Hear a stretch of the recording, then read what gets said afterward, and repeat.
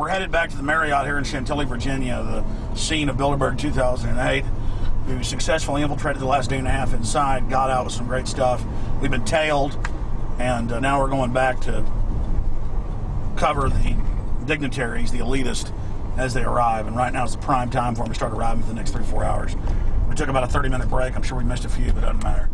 So we've got scores of people that just organically are listeners, info warriors that are out here taking action. And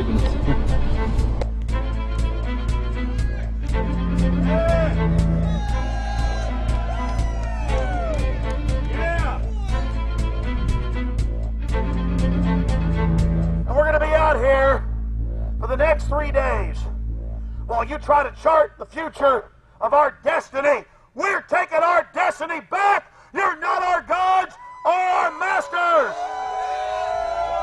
We witnessed at least 7 convoys of armed Secret Service entering the Westfield's Marriott, and internal sources confirmed that both candidates did attend at least one meeting inside the conference. While the Bilderberg Group was 100% successful in 2008 at keeping their name out of the mainstream media, they did not fare as well when it came to the exploding independent press. During the entire 2-day event, anti-New World Order protesters and alternative media encircled the hotel. You are being exposed everywhere! From David Rockefeller, from John Edwards, from Bill Clinton. Your game of secrecy is over! You're gonna play! Get him! It's up close! You piece of trash! This is Bernanke, man! Bernanke, you're going down!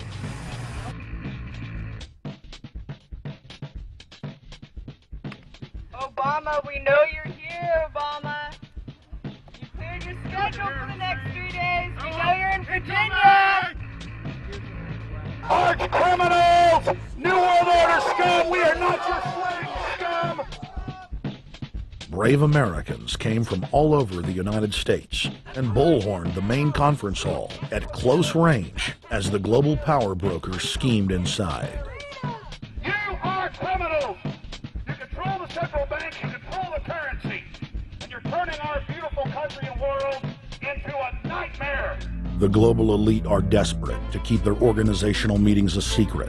They are keenly aware that if the population discovers that policy is being developed covertly by powerful special interest, the people will revolt.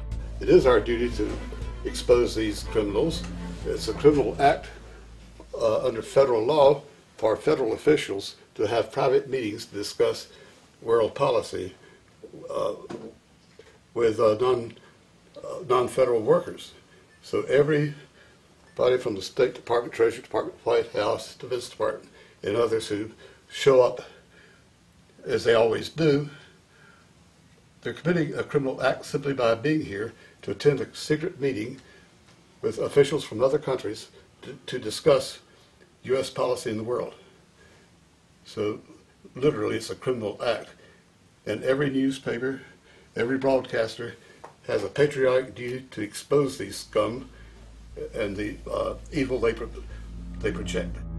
The election primaries served as a great diversion while the true future course of the nation was being set behind closed doors. You've got obviously the Bilderberger Group, founded by the former Nazi Prince Bernhard of Holland.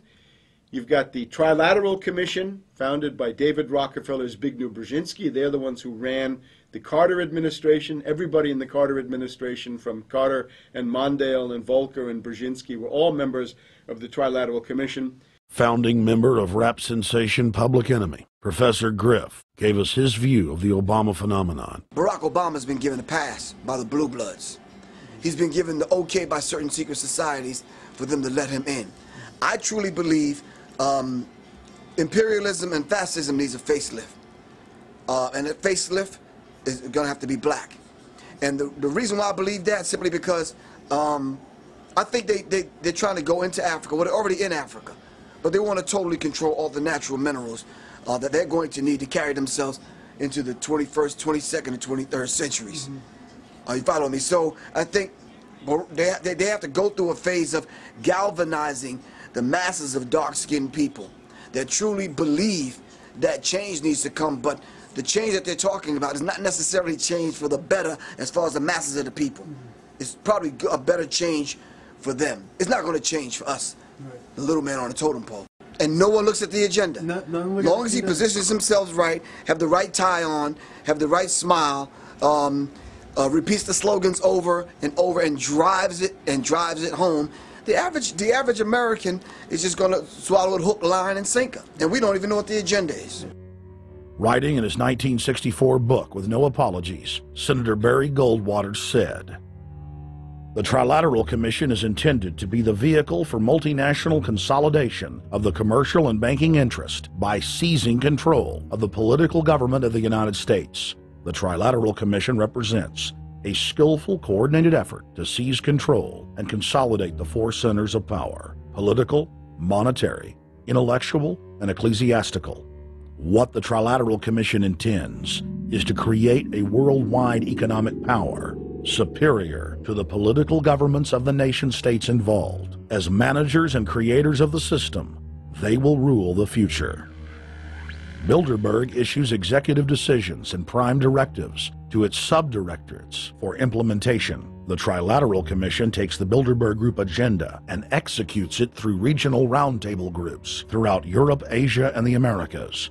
The Council on Foreign Relations serves as the managing roundtable group in the United States sector.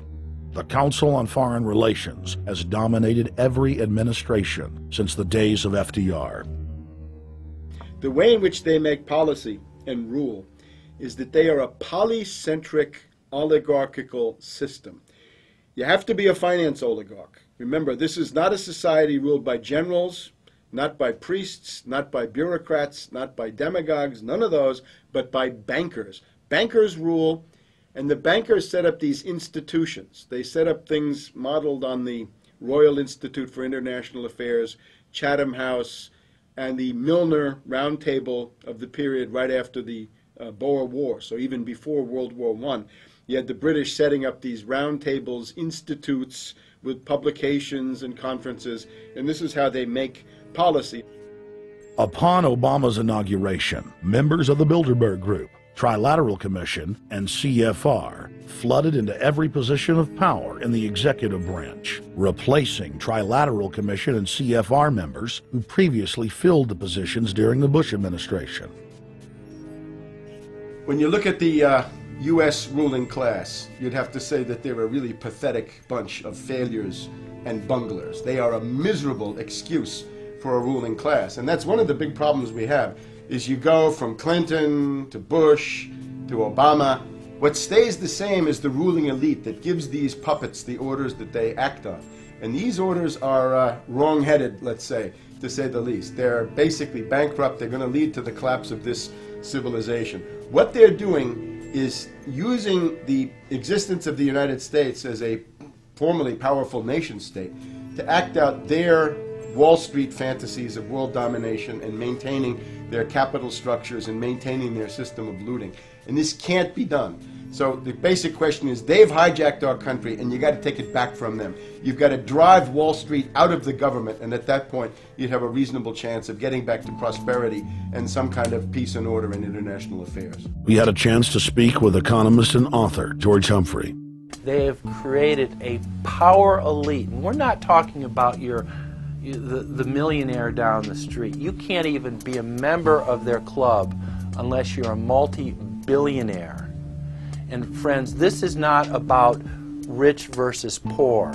This is about a very, very small handful of the worst criminal element on this planet, manipulating and destroying the good people of this nation and of this world. About this Obama with change. Look at the people he's put in.